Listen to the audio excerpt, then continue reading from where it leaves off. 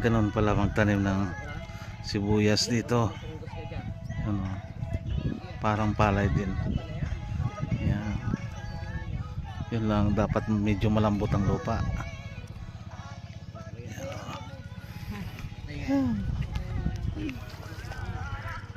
Yan po, nagtatanim sila ng sibuyas.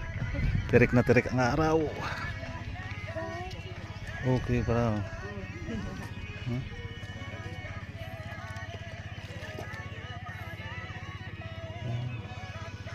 Ayos. Kaya talaga pinaganda ang performance ng vlogger namin. Pinaganda talaga yung pagtanim eh. Ayos. Abot kayong rumlon. Oh. Abot ang rumlon yan. Ito po yung mga nagtatanim ng sibuyas dito sa Bulalakaw. Yan. Oh.